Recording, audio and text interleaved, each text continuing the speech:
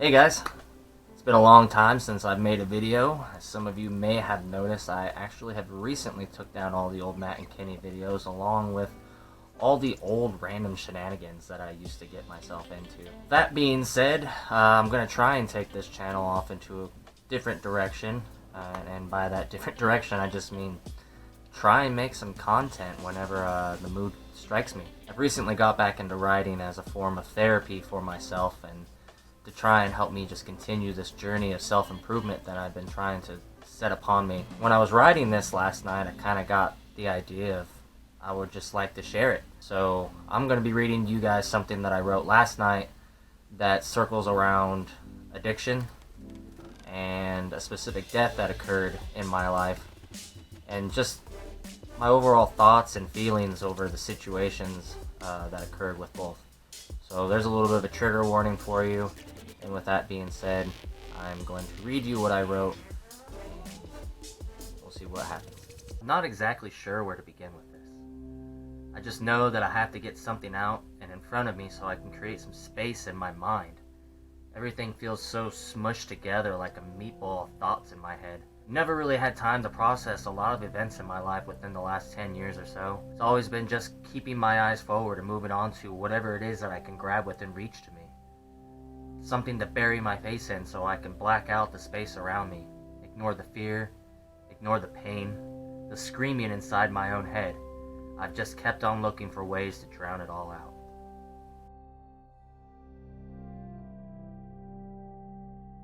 Starting with the alcohol addiction. Something in the back of my mind I feel like I have a grasp on, but it often shows me that it has its grasp firm and placed there instead. It's weird to think that alcohol plays such a huge part of my life. It's part of the routine.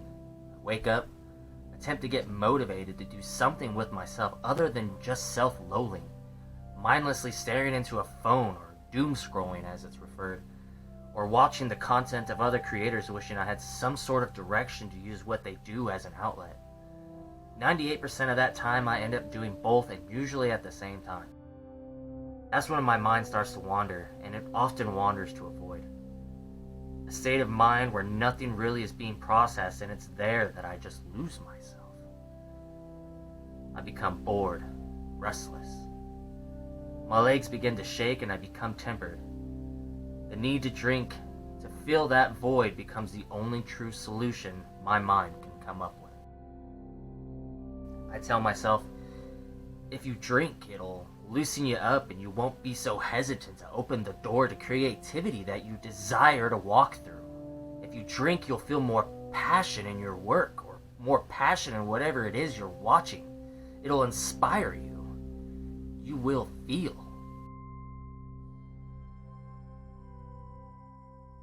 Drinking didn't really start off like this. It started off as a means of socializing. In high school, it was the party phase, and even after I turned 21, it became something to do in my downtime. The night would come to a close, me and whoever would go and pick up a six-pack and head to the ballpark and just sit on the bleachers and shoot the shit while enjoying whatever new beer we wanted to experience. I never saw it getting out of hand, although all the signs were right there in front of me. The change in behavior, the change in my hygiene, attitude, it so quickly and smoothly became an everyday part of me. Every day was about waiting until I could find a way to get drunk that night, but I was in my early 20s, and I just thought that that's what the people at my age were about. I was a fool. See, my mother was a full-blown alcoholic. I knew this growing up, but I never fully understood what that meant. I think I just thought that as long as I never felt like I needed to get drunk, that I was cherry. I wasn't the same as her, yet all the signs were starting to bleed through this facade I believed to be my truth. I never got to actually witness what the alcohol did to my mother, so I had nothing to compare it to besides what you see in movies or in television. As far as I was concerned, my friends and peers were doing it as often as I was, and that meant that I had to be okay, right? But the face of addiction would soon to begin to show its true form, and thus myself and those around me started looking for other means of escaping our own personal hells. Luckily, I never went much further than going through a pill phase. Whether stealing my dad's Vicodin or buying some from a friend's parent, the alcohol was there to chase down whatever pill I crushed up to swallow. It got to a point where I found myself to be homeless. I guess I never really realized that my dad would catch on to my deeds at the time, for he would barely allow me to sleep on his couch at that point. I had nothing but a bag of clothes to my name, had lost my job, but still, the only thing on my mind was how I was going to find myself drinking by the end of the day. I'd bum off of my friends frequently, and it never felt wrong in the moment, for we were all basically bums in our own right. This uncontrollable behavior would eventually find me with only one option. You see, my mother had reached out to me on social media after so long and offered me for a place to go. And I took it. I looked at it as a new start. Moving away has always been one of the best decisions of my life. I spent 3 days on a bus to Indiana, and in that time I kept thinking over how things could change for me. A fresh start somewhere where only 2 people knew who I was, and they barely knew anything about me to begin with. I could leave all the chaos and all the emotions behind. I could reinvent myself. I arrived in Indiana to meet my brother who was picking me up to go to my new home, and you know the first thing out of my mouth was, "Where can I buy some liquor?" I had moved halfway across the states just to ask the same question I've been asking myself for years. The spiral continued. I would make new friends pretty quickly, friends who were younger than me, and the party phase began all over again. Only it wasn't a party phase for me anymore. I was in full-blown, just drink to escape my mind mode. We started a new band together, and I felt like this was a great start. Like things were really starting to change, but how easily this kind of addiction can hide itself from you. At this point, I had no clear idea if my thoughts were actually my own or if it was all just the alcohol deciding for me. I often would tell those who would drink with me to not treat it as a competition, to not try and keep up with me because I knew that I was drinking to forget, which often requires not remember going to bed. My mother, who I stated before was an alcoholic, was in terrible condition as far as her health was concerned. I often wondered if she was watching me spiral down just as she had before. Why didn't she stop me? Could she have? I knew my mother less than half of my life at this point in time. I can't imagine what she witnessed and felt hopeless doing so. She had a buffet of pills she had to consume every day just to get out of bed and stay active. Pills that little phase I had back home was about to show up once more. I found out that my mother was taking muscle relaxers, something I wasn't too familiar with, but she was more than willing to donate to my self-destruction. I don't quite understand why she agreed to let me start taking them in the first place. Was it because she wanted to be a cool mom? To make up for the years of abandonment? Was it because she too was an addict in her own right and having another around made her feel more comfortable abusing her own medication? I don't recall having many conversations with my mother during my stay at her house. I was so often drunk and fucked out of my mind that any real interaction we had was forgotten by morning. It did, however, clue me in some insight about my dad that kind of helped me understand his emotional abuse and neglect he brought me all of my life. But my time with my mother was short.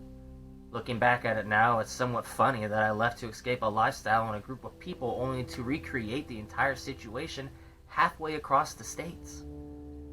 This would be the last party I would host there.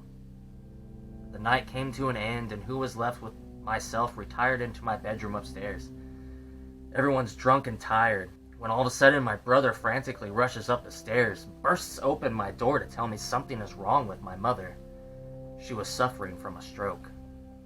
I had never dealt with anything like this in my life. Naturally, I was drunk, so the only way I knew how to cope with the situation was to try and make light of it all to comfort her and myself until the ambulance arrived. Once they did, I stayed behind. I told myself there was no way I was going to go to the hospital in my condition, and I couldn't possibly imagine what was in store for me in the morning. My brother comes upstairs the next morning crying his eyes out, and he tells me that my mother was officially declared brain dead, and they were pulling the plug. I never saw my mother again.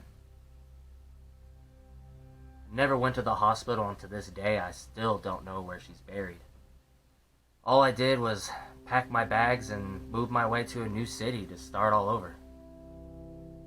To this day, I don't think I've ever really truly processed my mother's death the way that I think most people do, or even in the way that I think that I should.